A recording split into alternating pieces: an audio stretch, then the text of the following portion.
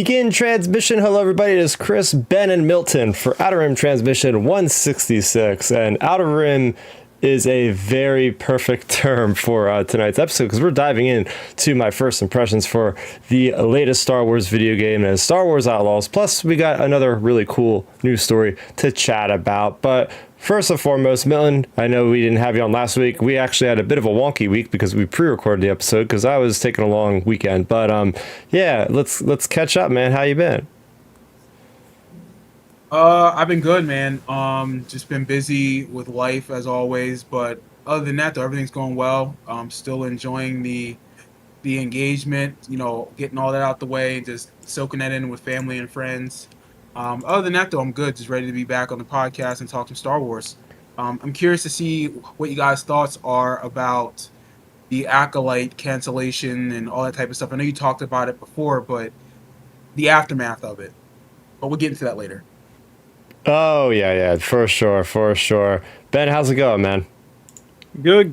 Just getting back into a really nice routine. Had a great time this past month visiting with our relatives we've had here from Germany for literally a month. And they just headed out a couple days ago. So now, starting today, really, I'm just back on the fitness grind. I was, more loose with it over August, and I gained 3 pounds actually over the month, just because I really wasn't watching my diet and everything perfectly. But, today it's great getting back into things. Had a good workout, ate some healthy meals, just planned out what I'm going to be doing for the week. So, yeah, it's going to be nice just getting into a nice, consistent swing of things and, continue pushing forward on this diet.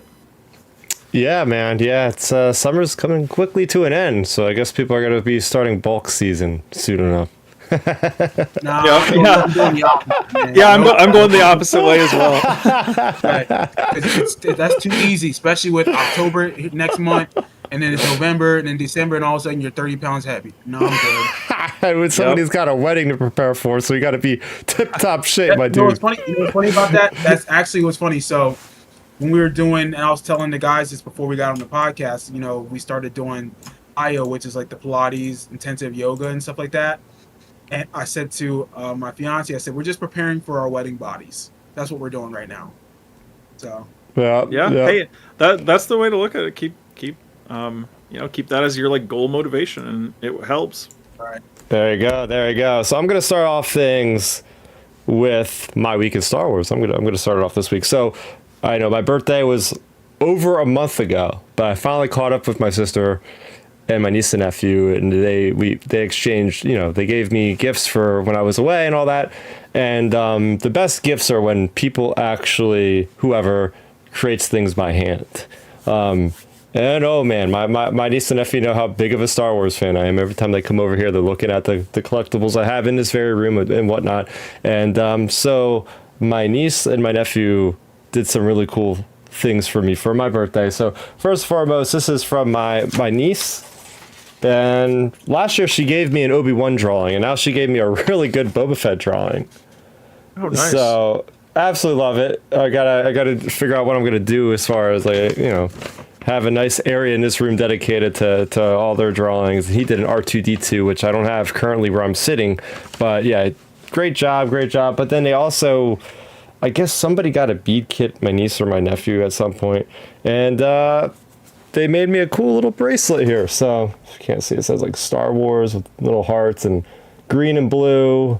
So yeah, this is cool. And they're at that age where they're able to actually understand what Star Wars is, and we could have conversations about lightsaber colors and who uses a purple lightsaber, and pink. No, there's no pink lightsaber that a Jedi used, but I thought, well, there's a creamsicle lightsaber, and like, I was like, yeah, there's an orange lightsaber, guys, and they're like, whoa. So I was telling them about Balin's skull and Shin-Hati, but I was like, you guys gotta finish all the movies before you get started watching The Mandalorian. So that's the next goal, is they gotta watch Return of the Jedi, and they're gonna love that one with the Ewoks. I can already tell you that, guys. They're gonna love that one with the Ewoks. At least that's what I did when I was their age, when I seen it. But they already know about Jabba the Hutt and all that sort of thing. So yeah, it was a good time. It was a good time.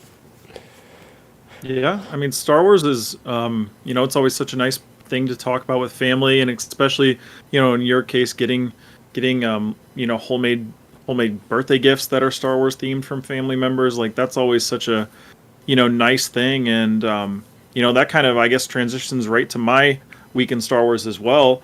I actually got as a just a little gift when my dad was like at a store, he found Mandalorian season 3 was on sale for like $3. So he when he got home he was like, I don't know if this is a game or a movie or What? whatever this is. And it was, and he handed it to me because I was like, because he said, oh, it's like a Mandalorian disc or something, and I don't know, he didn't know if it was like a game or something. And I was like, what is it? And I handed it to me, and it was Mando season 3 in full on DVD.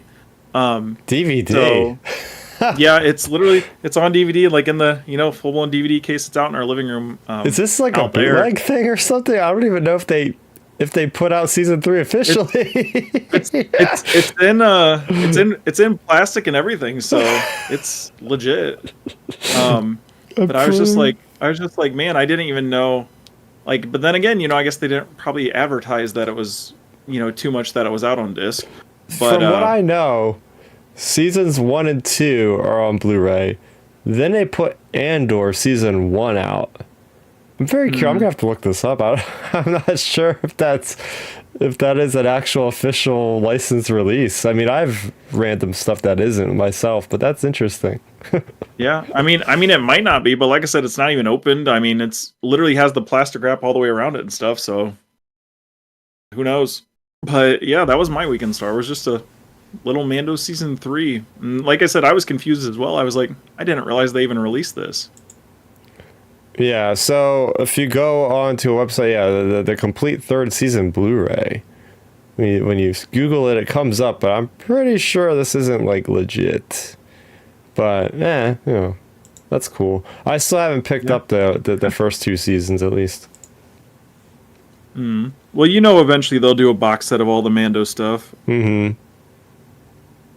yeah, that's probably what I'm gonna end up waiting for. Just let it all come out in one big box set, then that'll be it for me.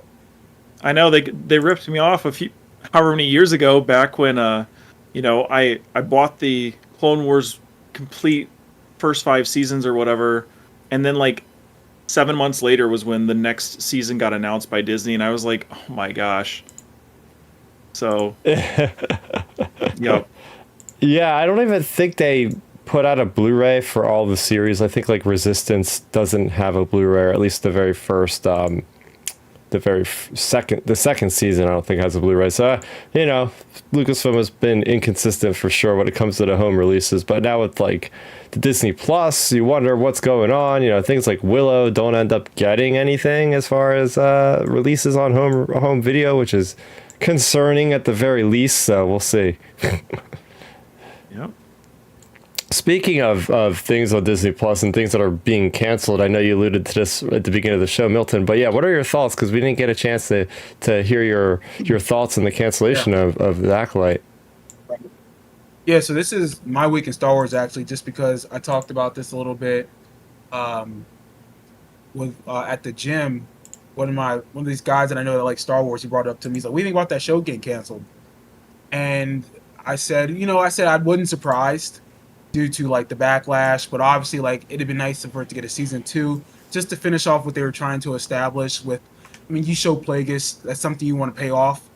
Mm-hmm. But then like after that conversation, like later in the week, I was seeing that was it Amanda something, the actress that played the lead, and Amandala. Yeah, so like she made her comments, and of course Star Wars Theory was reacting to it. And I honestly like. I thought her take was very much a straw man, kind of a cop out. Just because it's like there's no need for her to. I don't look. We all know this show wasn't well received universally by the fan base, and we can all agree on that. Some people liked it, some people didn't. I get that. I think it's easy to go to the route of people are being bigots, racist, misogynistic. All that. I mean, it's easy to go that route, especially in 2024. However, looking at the show itself, and just like I told this guy at the gym, I was like, look, the show wasn't consistently good. it wasn't good enough to where people were clamoring for a season 2. It wasn't a Mandalorian season 1 where it was like, wow, this is new. It also feels somewhat familiar, but it really latched us from the first episode. He didn't do that with the first episode moving forward. I mean, look at Mando. We still never forget that iconic shot of him seeing Grogu for the first time. We didn't know who Yep. Grogu was, but with the finger touching, like that's an iconic shot in Star Wars. Hell, it might be an iconic shot in TV. Just how they shot it, how it ended, how it then got us hooked to want to watch that series moving forward. We didn't get that moment in Acolyte. And I'm and what's frustrating is for a project like Obi-Wan or like Acolyte to not have those moments to where they're iconic and these are characters that we should want to be invested in. That's it. That's on the creators. That's on the writers. That's not the fan base. We're not the ones that are writing these stories. We're not the ones that are contributing to the creative meetings. Like it's not our responsibility to ensure that the show is good.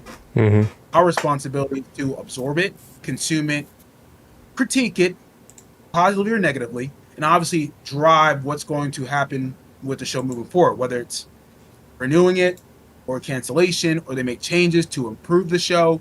That's our responsibility as a fan base. So, with all that being said, I feel that as much as I didn't want the show to be canceled, at least give us another season to pay it off, to finish it off right. I understand why it happened. So, I'm not mad that it was canceled. It's disappointing, but it's not unexpected. But for that actress to try to blame the fan base, the negative fan base, to say, "Oh, it's your fault," that from day one it's your fault. It's like, come on, take I responsibility. Take responsibility for what was written, how it was developed. That's not on the fans. That's on the creative people at Lucasfilm who put the show together. well, I think you made all like excellent, and accurate points there, Milton, on all of that. Like when it comes to like the show, some of the stuff Amanda said, etc.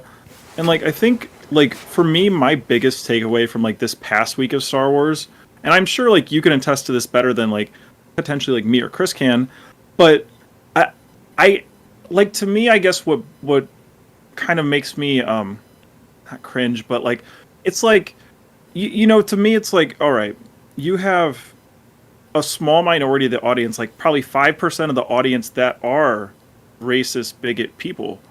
But my thing is I just don't think it's great to like constantly highlight them like that. Like why not like instead of releasing like a video like that, why not like highlight all the fans that are really love the show and like all that stuff Exactly. versus like because I feel like I had a really good discussion with Star Wars Santa, another YouTuber I'm friends with, about this the other day, and it's like I to me it's like you're gonna find people like that in like all walks of life, all jobs, all sports, all anything. Like there's always that 5% of people that are just like that and they'll never change. But it's like Mhm. they just keep shining the spotlight on those people and giving them such a big because it's like they're fishing for a reason to shoot arrows at each other and stuff, and it's just like instead of like highlighting that, I just wish there'd be more highlighting of like the people that really enjoyed the Acolyte or like things along those lines. And I think that's what a lot of the people forget. It's like there's always I that agree. like falling on the sword of like, oh, it's just because of this reason, even though that's only maybe 5% of the audience. I agree 100%. And honestly, I wish they would have treated it like most. This is cliche, but you know how most like GMs or coaches or athletes when they have like a bad game or a bad season, they're like, well, that's on me. We got to get better at X, Y, and Z. We should have done this. We love the fans. Blah blah blah. I mean, you've seen that in sports. They Yep. do it all the time at the end of a game or a presser or the end of the season. You're right. If she would have come out to acknowledge, hey, you know what? It's on us. We didn't do, obviously we didn't do the best we could to to pique the interest of the fans who really wanted this to be successful. We should have said we're very thankful for whoever watched the show. We're thankful that I would have been like, I'm so thankful I'd have been part of a legacy like this. Like not many people can say I was a lead on a Star Wars show. Yep. So I think if she would have came out to show one appreciation, accountability, and say, hey, it is what it is. Not everything's for everyone. Some shows last for a season, some last for 10 seasons. It happens. I'm part of a legacy. I'm very grateful for the work. I'm proud of the work that we did. Moving forward, no matter what project I'm doing I'm going to make sure it's the best thing I do for myself, my career, and for the fans that I'm looking to serve. If she would have came out and said that, response would have been completely different, I think. There wouldn't have been as much vitriol or backlash she would receive for it. I just felt the way she responded was very much a cop out, and let's shift blame on quote unquote the haters, when really the haters is probably a minority compared to the majority, but it just wasn't enough to get the show over to a second season. Yeah, I'm happy Outlaws is out, and I have one of the best Star Wars things I've ever played, to just get my mind off all that junk, because I'm still bitter about the damn show being canceled, and I agree with you.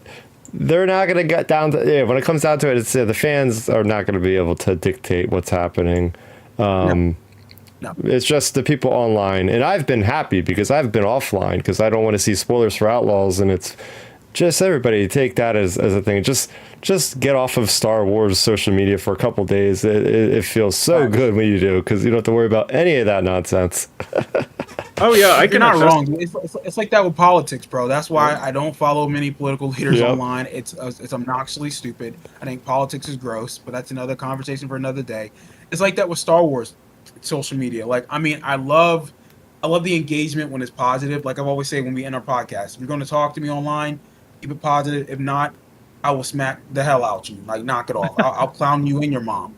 But there's no need for that. And so if you're going to be, you can critique something, you can say something's not good in a way that's still like, hey, my point's being heard.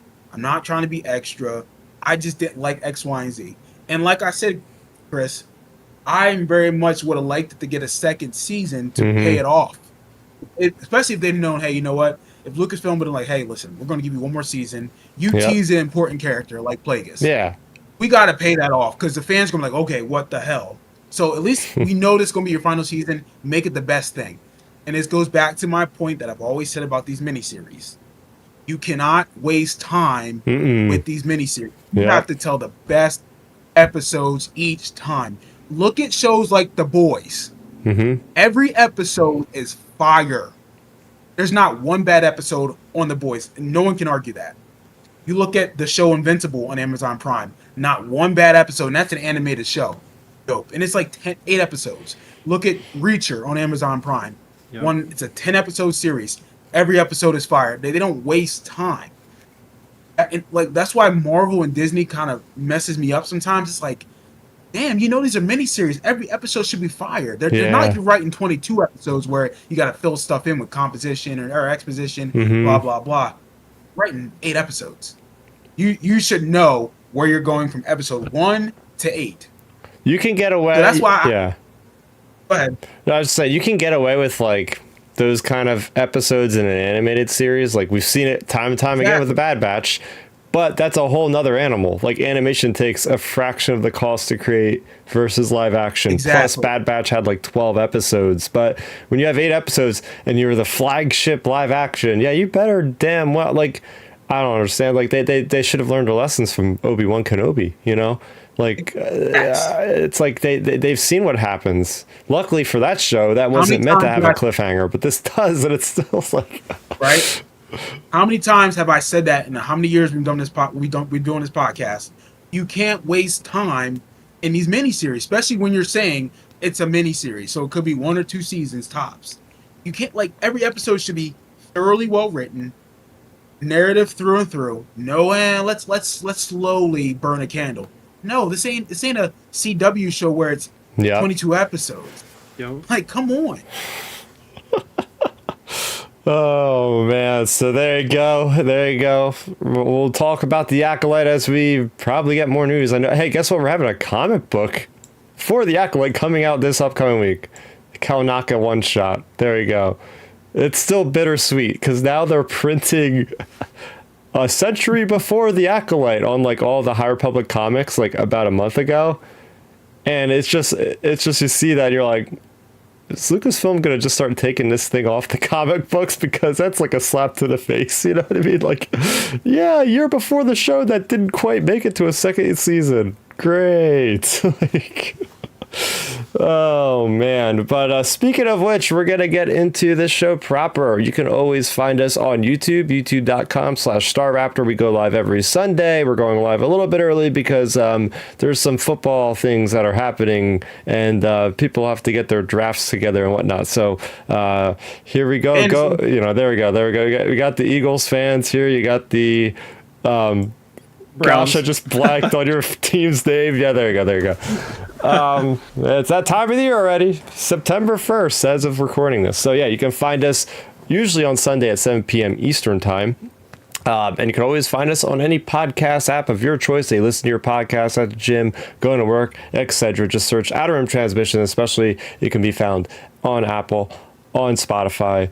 But getting into the releases this week, we have a brand new Star Wars novel. Was going to show it off on camera, realized I left it downstairs, and that is a High Republic book called Beware the Nameless. So it's a middle grade novel, so more geared for the younger audience, but still is meant for anybody to enjoy. So I'm reading that currently.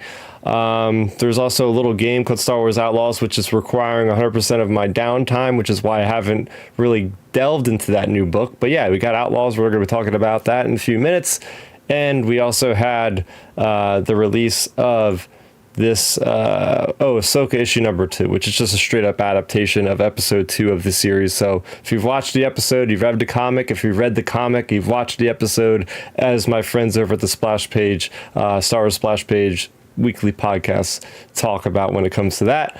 But diving into the show proper, we have a new John Williams documentary called Music by John Williams. And the interesting thing about this one, guys, is it's actually going to be premiered at the AFI, which is American Film Institute.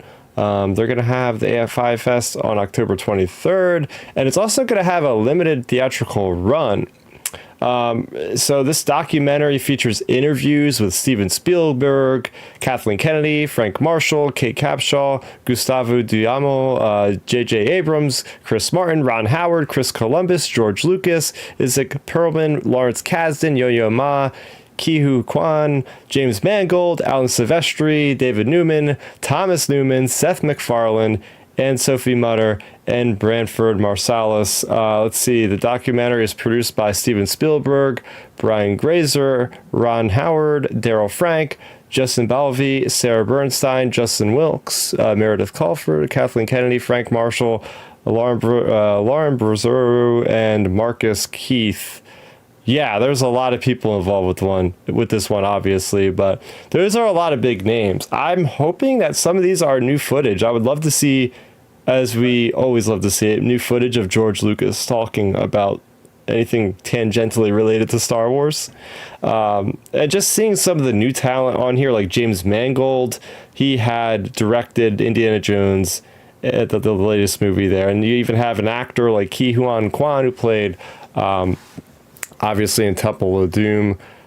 So there's a whole bunch of people, even his contemporaries like Alan Silvestri, who does the Avengers music, the Marvel music. You know, there's so many people, and the fact that it's being produced by Steven Spielberg is so awesome, because obviously those two have been intertwined between E.T. and a whole bunch of other things. Jaws, of course. I think Jaws might be like the biggest one. But anyway, it's good to get a documentary, because a while ago, I think it was 2 summers ago. Yeah, it was. The ILM documentary. It was a series of, I think, like 6 or 8 episodes on Disney Plus, and I really got a kick out of that. I think there was like a really good insight to the making of movies with all the technology. And the fact that we still have, you know, luckily, we still have John Williams with us, and we're still celebrating his life, you know. It's just, this guy is the person that really brought pop culture music to the forefront, and really I feel like he kind of shined a spotlight on the orchestra score in like the modern ages, you know what I mean? So are you guys gonna check this one out, Milton? Oh, for sure. Listen, you know I'm always about a good documentary. You know, like, listen, look, my girl already knows if it's a documentary that I'm interested in, I'm watching it. So like, especially with John Williams, like, it's first of all, you're like you mentioned about how he's had an impact. I think people don't realize how impactful he has been on people that actually listen to scores just because. Mm-hmm. Like I listen to obviously the Star Wars scores. You know, the Harry Potter scores are good. I mean, look at the inspiration that he's had. He's got Brian Tyler did the Avengers movies with old boy. You mentioned him earlier. Um, Michael Giacchino. That Ludwig. What's the guy that did Mandalorian or yeah, Ludwig Göransson. Göransson. Ludwig something. Yeah, he did the Black Panther movies. Like these guys, like I got influenced by John Williams. Oh yeah. And so John Williams, like his music is so iconic. Like I love listening to the Empire, like soundtrack. Oh Like yeah. it's when it's on in the movie, and often it pops up on like uh, Apple Music or something. But it's John Williams, bro. Like he's that dude. Like the prequels, like the prequel music is my favorite of the whole entire series of Star Wars because he made it like a character. Like I can list off 10 songs just off the prequels itself. It's like Anakin's Dark Deeds, Battle of Heroes. Like I mean, you just go on. It's fire. Even the Last Jedi score wasn't bad. Yeah. The Spark, Last Jedi. I'll give him that. Like even though I didn't like that movie, the soundtrack wasn't bad. Like it's John Williams, bro. Like he can't do no wrong. And so one of my things in life, one of my dreams, would love to see like Star Wars in concert. Mm. Like that'd be dope to ever attend something like that with him doing the orchestra with the movie playing. Like how fire would that be? So I'm looking forward to it. It's John Williams. Like he's in a class of his own. I don't care what anybody tells me. Yeah, I'm so jealous of several people that I know personally that actually have been in a room with John Williams because I've been in the same convention center, I think twice now, and I've gotten unlucky with the draw when it comes to the tickets to go to like the main Lucasfilm presentation that weekend. And man, like the guy, he's not getting any younger, and he wasn't even able to accept his award at the D23 because they actually just inducted him as a legend for D23 alongside of Frank Oz, who plays Yoda, as well as Harrison Ford. So that's what I'm wondering. I was like, oh man, I hope he's okay, because if that's a pretty big deal. I don't know why he wasn't there. I mean, there's been no word about that, but that's what I mean. Like his public appearances as you get older, obviously less and less. So I don't know if he's playing music anymore. I haven't done the research yet on my end, but anyway, yeah, I would love to see. I mean, at the very least, what you should do is you should go to one of these, like, the orchestra plays with the movie. I don't know if you've been to any of those before. They're really fun. Nah, I would like to. I mean, just whether it's him, obviously, that'd be great. But if not, I mean, as long as they do like that, I mean, I would love to be a part of that process. Just to, again, I don't know, man. It's John Williams, bro. Like you can't go no wrong. So obviously, if there's like another orchestra that comes around, like my area of where I live that's going to do it, oh, I'm there. It's not even a question. Heck yeah. What about you? What about you, Ben? Oh yeah, I'm excited for this entire thing. Definitely gonna watch it, of course, like Milton said. I mean, when it comes to these sort of behind the scenes things, they're just a good staple, I feel like, of being a fan of just Star Wars and like pop culture in general. There's so many good documentaries out there for all sorts of things. So like, this will be another good one. And, like you had alluded to as well, Chris, like I really hope, we get some more George Lucas footage. Like all I want is just like someone to sit down with George Lucas for like a 12-hour chat or something, just to get a bunch of things on tape. But yeah, when it comes to this whole thing with John, I think the the best takeaway is just like, it's like highlighting his life and career and all this stuff, because he's impacted so many things, like so many iconic movies, whether it be Jaws or Indy, Superman, Star Wars, like all of these things. So, it's just Jurassic Park. It's just a really great thing to highlight him. Also, it's nice that they're doing it while he's with us, because I believe he is 91 or 92 years old, somewhere in there. Like he's in that range. He's early 90s, so he is up there in age. So I'm definitely excited that they're doing this, and it's good to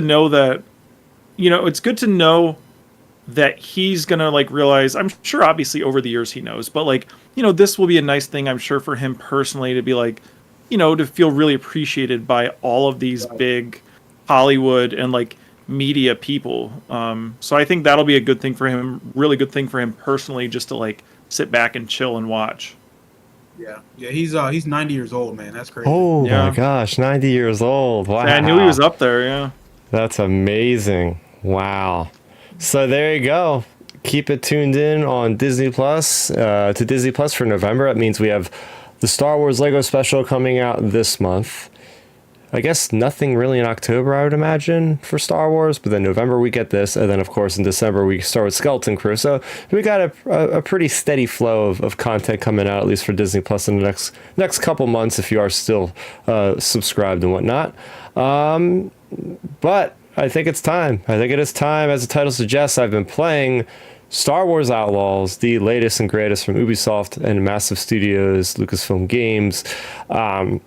Taking you back, I remember, this is like one of those crazy memories. I remember way back when, 5 years ago, whatever it was announced, that like Ubisoft would just like put out a press release like they are making an open world Star Wars game, and I was just like, I knew where I was when they announced that, because that was a big deal. It's like, oh my gosh, this is literally, besides the Old Republic, which is not single player, I don't count that as an open world game in the sense that this one is, because by all intents and purposes, this is the first open world Star Wars game. There's been games like Skywalker Saga, you can get away with saying is an open world Star Wars game. So I don't want to throw that one under the rug, because oddly enough, I felt like I was playing that game at certain points with this, where you can go to the planet, you can go outside of the orbit, and you can blow up different spacers and different things in orbit, get in trouble out there in space, and then go back. So there is a lot of similarities, but I feel like people don't ever give Skywalker Saga enough cred. So I just want to point that out there. They kind of have done something similar, but in the sense that this is a AAA,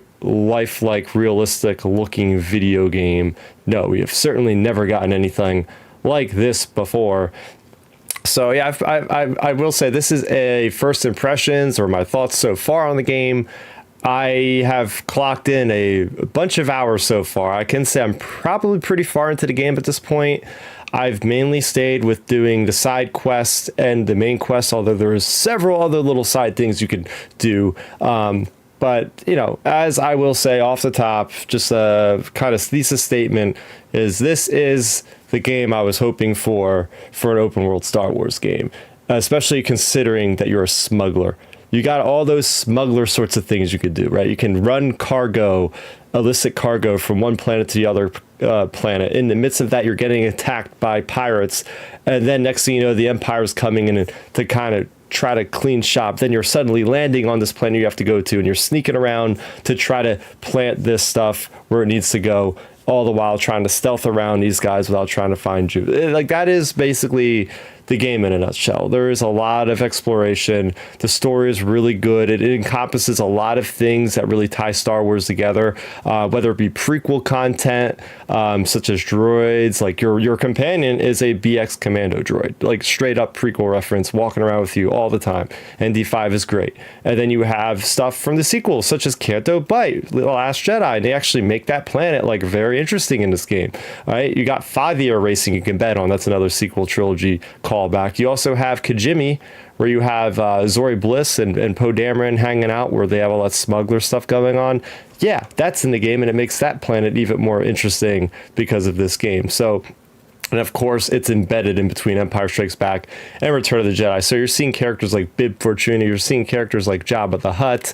It really gets that feeling of the Star Wars, the original trilogy, but it does a great job of combining everything. Speaking of music, I will say it's got a very interesting tracks, because they're not just injecting like the John Williams score at all. Actually, I don't even think I've heard the John Williams score at all, which is it's an interesting way to go about it, because I was reading articles where they're like, we want to make sure that we sound like the original trilogy, but we're not exactly like that. So you're not going to get prequel music, you're not going to get, Rise of Skywalker tracks, but it's its own kind of theme. Overall, this game also feels a lot like Solo Star Wars story. Even going to its title card, Outlaws, when you start up the game, it's got like that kind of fluorescent neon kind of light vibe. very similar. You're putting together a crew for a heist. That's basically the bottom line. Is I'm going to these different various planets trying to recruit people to join this cause. And yes, there's the Imperials there. There's also the backdrop of the rebellion. You got Pikes. You got the Crimson Dawn. You got the Hutts. You got the Ashiga clan. You got so much going on in this game. So. Yeah, I don't know. I know, Ben, you said you've seen some stuff about the game recently since it's come out, so I don't know if you have any input on that and whatnot. Yeah, I mean, I think a lot of that echoes what I've heard. Again, caveat, what I'm saying, I haven't played the game, but I've looked at reviews and seen what people are talking about it, and I've watched different footage. The game looks really good, like visually. From the like the gameplay to like just the way the environments look. I think the one thing I noticed a lot from because one of my friends who's a Twitch streamer, he was playing it a lot over the weekend, and I was checking out his streams, and it seems like, I'm sure you can like explain this a little better than I could, obviously, Chris, but it seems like you can really like just like walk around to like any part of the environment that you're in or something, which that I think is a really nice feature, because from what I've seen from, like I said, my friend who was streaming it, it looks like you can just like go explore anywhere, versus like you're not like running into an invisible wall like immediately as soon as you step outside of a building or something, like it looks like you can actually like go and like engage with the environment, which I think is really important, especially for a Star Wars game, because that's what people want at the end of the day. Like, sure, you want blasters and lightsabers and whatever, but I feel like a lot of the reason why like even Lego the Skywalker Saga did well, and this game probably will as well, it's because like people want just to be able to go explore the Star Wars environment. I mean, that's why, I'm sure you can attest, since you've played the game, The Old Republic, I'm sure that's why that game lasts so long, because people can just like explore the environments and explore the worlds and stuff. Like people people want to explore Star Wars. Like they want to be involved in it. Like, like even Milton said in his opening statement about like Amanda, like, it's awesome to be a lead in Star Wars. Well, with a game like this, you can basically be a lead in Star Wars and go and explore like all these places. It seriously is. I just remembered to put up footage. So, hey, if you're listening to the podcast, you might want to tune in this week on youtube.com/StarRaptor, as I put together a bunch of rough cuts of footage I spliced together. But yeah, just that first moment when the cutscene zooms out of Kay and she's just standing there. I'm looking at the environment, and I just tapped the thumbstick and my character moved. And I'm like, oh my God, like this is actually in game. Like this looks like a cutscene. So I'm actually moving a character it looks like a moving cutscene. Like I know that happens a few times that I get shocked when I play games these days, because the fidelity is just finally like lifelike. Like it's just incredible.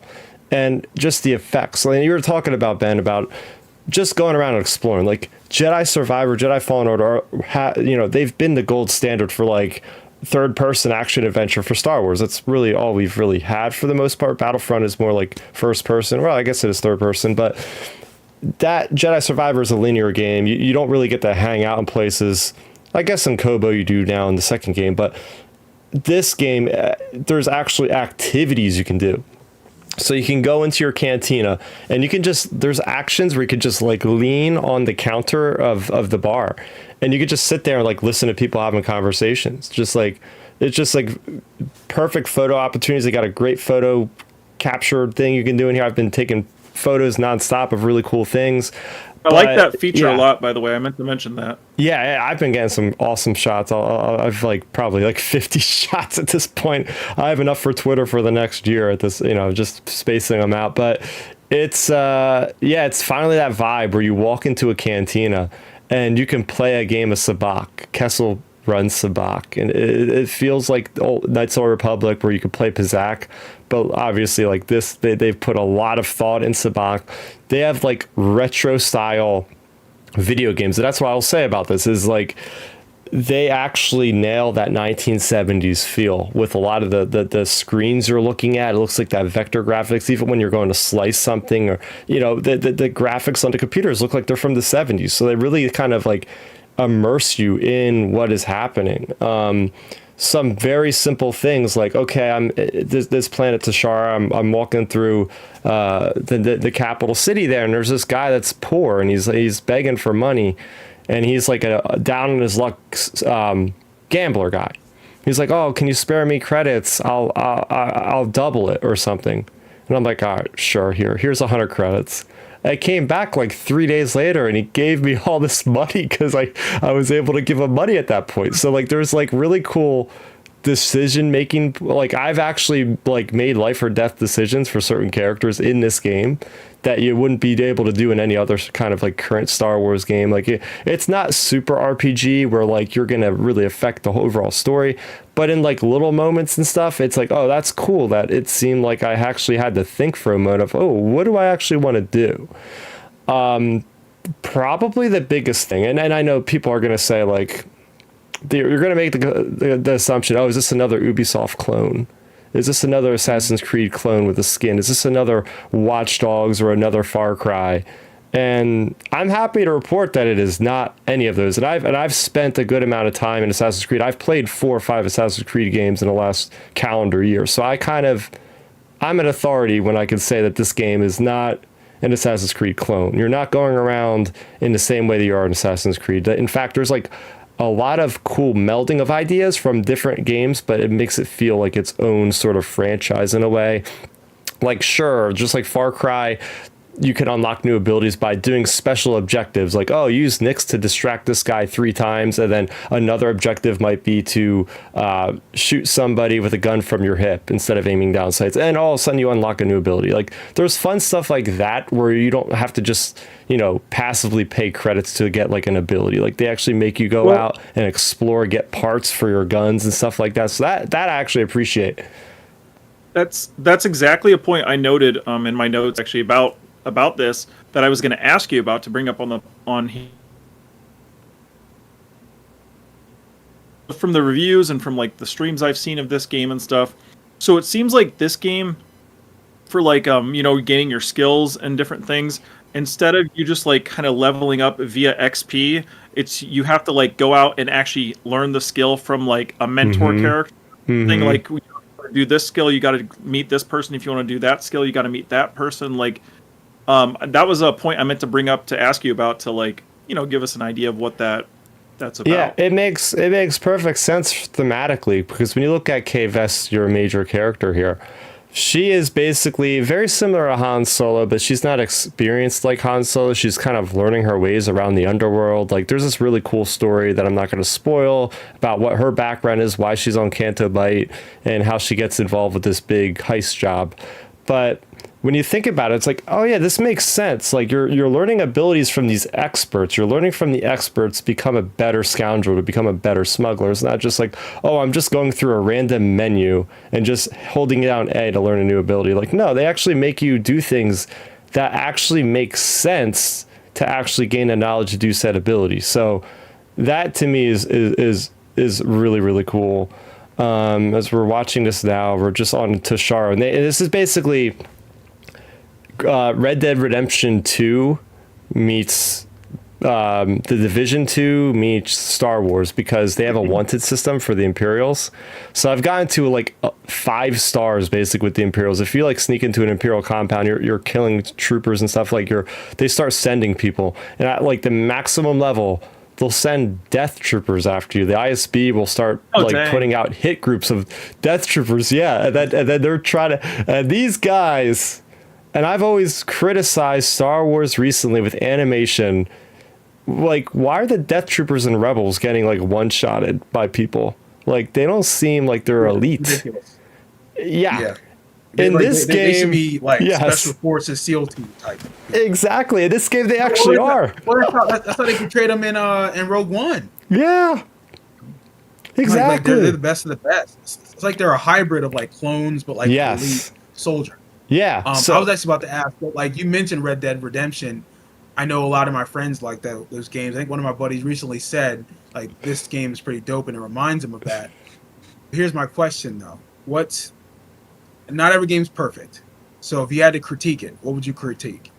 Yeah, so I will say, Well, first of all, before I forget the point, the reason why I instantly thought of Red Dead is because there's like a Red Dead kind of maneuver where you can actually slow down time and like you pick your targets and hit one button and it kills them all basically. So that's very much from Red Dead, which is a lot of fun. But talking about, yeah, I do have gripes. So I would call them more like nitpicks than anything else. First one being, okay, you can get a speeder bike, and the speeder bike ends up kind of like its controls are not the best. I'll say it there. Like the controls are not the best when it comes to riding around in this thing, because it tends to crash quite a bit by just hitting like a tiny little bump or something. So you're like trying to get away from your enemies. You hit a rock that's like a foot high, and then you go flying like 50 feet off your speeder. So that is rather annoying. I don't know if there's anything they could do about that. Another big thing for me is when you're actually like in game, like some of the in-game cutscenes, and I will say the environments are some of the best environments, but when it comes to the character models, some of the character models' faces I feel like aren't the best looking sometimes. And like even like KVS sometimes I'm looking at it like, okay, like that could have probably looked better. And sometimes the lip syncing in the cutscenes is a little bit off. But for me, it doesn't really bother me that well because I'm so interested in this story. I'm so interested in like what is happening around me that I could kind of forgive that a little bit, especially because when this is an open world game, so there's a lot going on under the hood where this, for the people that know about this is not going to be the Hellblade 2. This is not like that super high resolution, like you can see every like vein, everything like that, because this is an open world game. There's constantly more resources that have to be put into it, so they can't go crazy with the visuals as all. So there's that. Something else I will say is the enemy variety, I feel like could be bumped up. It's like you kind of face like the same kind of enemies all the time. Like it's either the stormtrooper that's a regular, or the stormtrooper with a shield and a Z6 autocannon with, you know, it's that, or it's like the same old pikes or the hired guns. Like every once in a while you'll see like the same droid type or like the same type of analogous criminal from the other gang, that they all behave the same. So from that respect, like, yeah, there's a melee guy sometimes. Most of the time it's just like a ranger guy. That's basically like the biggest gripes I have is like enemy variety. Visuals can be improved a little bit. Stupid little glitchy things like hitting a rock on the swooping. Like those are the things that, yes, they do take me out of the experience sometimes, but not enough to like make me say, oh, I got to go refund this game or something like that. Yeah. I mean, I think the big thing I've gotten, and you can give your thoughts on this too, Milton. Like, I think the big thing I've taken away from like Chris's first impression on this game, like to me, it feels like, you know, it's a good game if you want to like dive into like the Star Wars world. You know, there are some what's the word I'm thinking of, like where you have to like give and take, like you have to give up some stuff to get the full open world Star Wars experience. So you have to like you have to give up like, you know, maybe like not the best facial graphics or the, you know, little things like that. But I think from the way he's described it, it sounds like, you know, it's a interesting and like, you know, entertaining open world Star Wars game. Like if you want to just like explore, you know, the universe. Well, so pretty much, and I think that's a great example. So is this what 1313 was going to be, pretty much, or no? I don't think so. I think 1313 was going to be more linear. It was going to be more like that bounty hunter game that I played recently, where it's like, okay, you're probably going down a set path, like a set mission. You only have like one ever mission you're working on, and then you beat that and you finish the game. That was my take on it. Whereas this is just like, okay, you got your main quest, then you have faction quests, then you have intel, which are just like points of interest you can go to, but you can like find items and give them back to people. There's like a vendor system all over the place. Like it's really cool with the reputation. I don't know if I've talked about the reputation system enough. That's one of the biggest things for me, is like the idea that you have the Pikes, you have the Crimson Dawn, you have the Sheikah clan, and you have the Hutts. And if you're doing a mission for, let's say, Bib Fortuna, I'm escorting in space these Hutt freighters. At the end of that mission, I'm given like a hollow call by this Pike individual. He's saying, hey, if you deliver those to me instead, then I'll give you this kind of reward. And if you do that, then you suddenly boost your reputation with the Pikes, and then you lose reputation with the Hutts. Now, that's tied to like a reward and a penalty system. So there's different grades. There is terrible, there is bad, there is poor, there's good and excellent. So if you're excellent reputation with, let's say, the Crimson Dawn, which I am right now, you get access to certain hideouts where you can go in and get certain rewards from the vendors that you wouldn't be able to get to if you weren't excellent, because then they'd be hostile and they'd be shooting at you. And then going the other way, if you're terrible, like me with the Pikes, you're going to be trying to do your missions, and then all of a sudden, within a mission itself, you'll get these Pike guys coming up to you on swoop bikes and running you over in the middle of your mission, which just comes out of nowhere. And it becomes a damn near pain in the butt after a while, because you're trying to do something, and then all of a sudden these guys come out of nowhere and you're like, what the hell? And they kill you. So it is kind of fun, because there's this whole like balance system where you're like, you don't want to like make everybody going after you, because it's going to make your life a living hell. Which I've been dealing with the whole time, basically. But you could always give like one of the vendors that's affiliated with one of the syndicates like a gift that you might find to actually boost up your reputation. So I've had to do that a few times with the Pikes. But the reputation system, like that's something I've never seen quite like this in another video game. And thematically, it makes so much sense, because we know in this time of Star Wars, this is heavily tied into the comics, actually. And that's another point I want to get to, is just like how great the connections are. If you're an avid Star Wars reader, you're going to get so much out of this game, because this is tied to the War of the Bounty Hunters event in the Marvel Comics. And we know that the Crimson Dawn Syndicate is playing like everybody. They're playing the Pikes. They're playing the Hutts. They're pitting all these people against each other. Kira is. And so you really get that vibe, because then you have the Imperials that, just like in Solo, the Imperials are basically dirty, and they're playing with some of these, playing nice with some of these syndicates to like get bribes and stuff like that. So it really does a great job with dealing with the seedy underworld, which I love to see.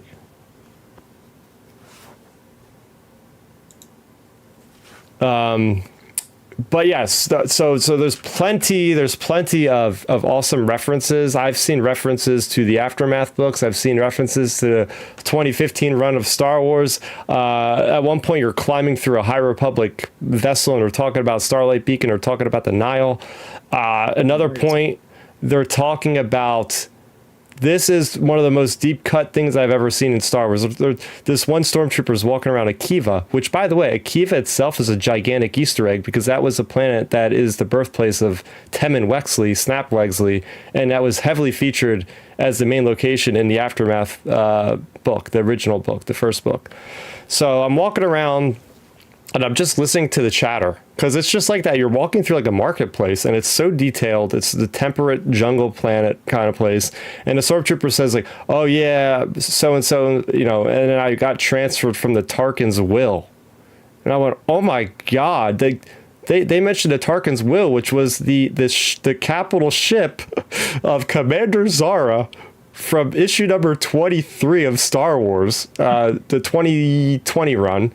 She is a commander that was basically getting vengeance for Tarkin after he was her protege, and he died, obviously. Now she has gotten all the people that were wronged by the destruction of the Death Star, all these gung-ho Imperials, to go on the ship and do a hunter-killer missions to get the rebels after they fled off. This is what I'm talking about. Like, these people involved with this game, the story group, everybody, like, they have been...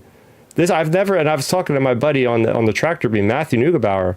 He's like, yeah, this is probably the most connected Star Wars game we've ever gotten. Like, the way they're threading so many comic things. We're talking about the Vermilion, which is Kira's capital ship in the time of this. They're talking about Gracchus the Hutt. They're talking about so many things that are probably going over your guy's head, maybe, that I'm like, this is great. You're going to automatically get more bonus points with me. But even if it wasn't that, I think functionally as a game, I think it works great. even if I were to take myself out of the Star Wars bubble of it all, if I were to just play this game, as I often just like these kind of games anyway, like I've played a lot of these type of open world games, I think it's got a strong backbone. Is it perfect? No, it's not perfect. You know, I've not played Cyberpunk. I don't know how perfect that game is, but I can tell you that you know, it's not going to be as crazy good as Red Dead Redemption 2. I don't know if anything ever will be that good, or Grand Theft Auto 5. Yeah, I don't think anything will ever be nearly as good as that either. Like, those are like the Mount Rushmores of the open world games.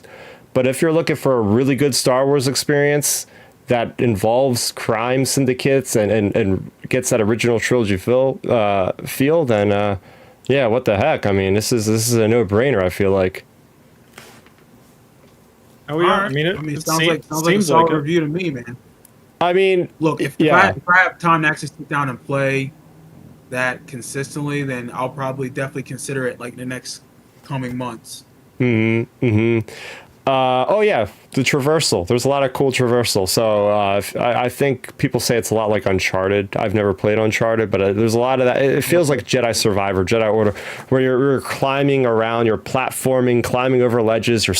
There's a lot of Indiana Jones in this game. I will say that.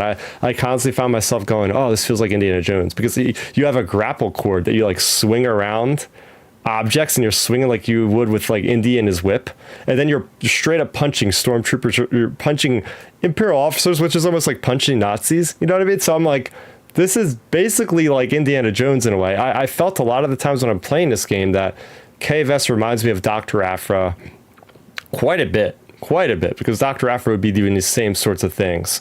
But yeah, I mean, as a character, oh my gosh, I can't believe I've gotten through this whole first impressions without even really talking about the companion character, Nyx.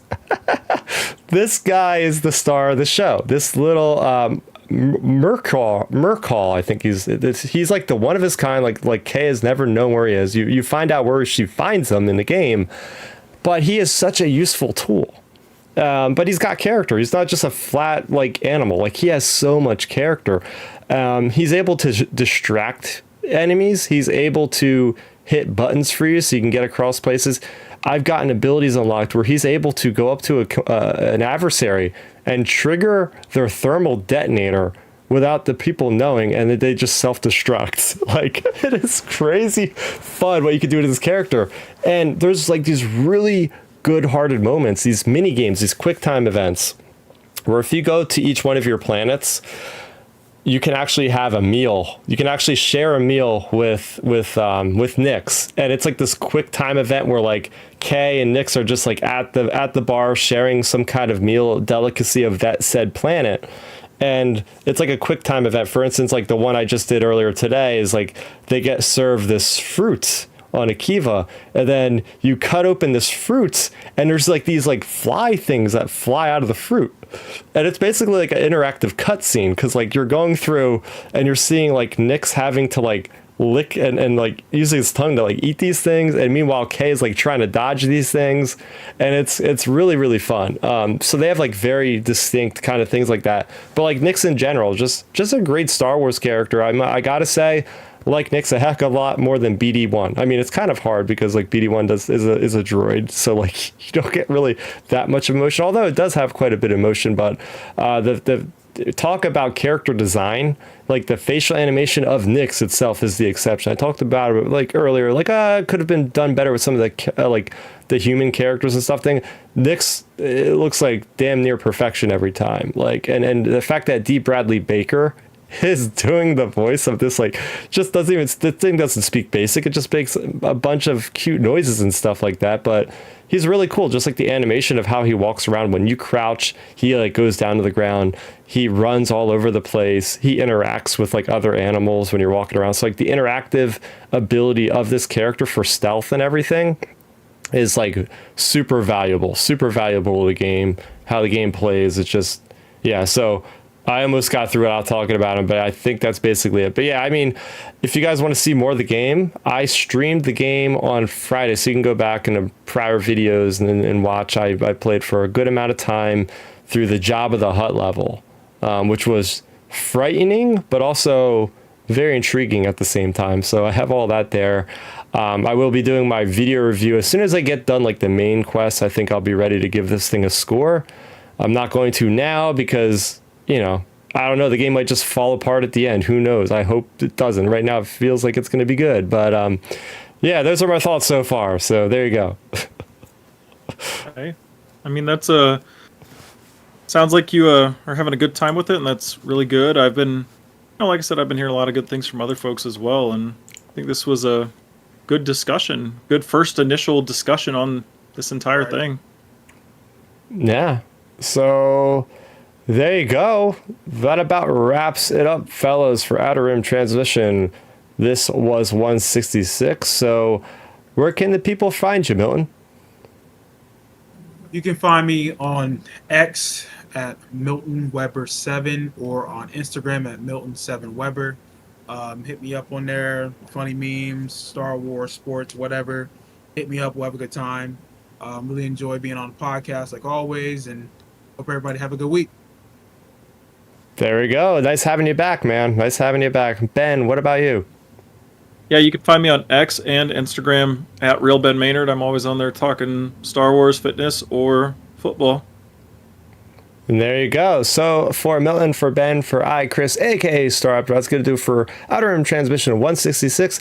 Thanks for watching. May the Force be with you always, and transmission.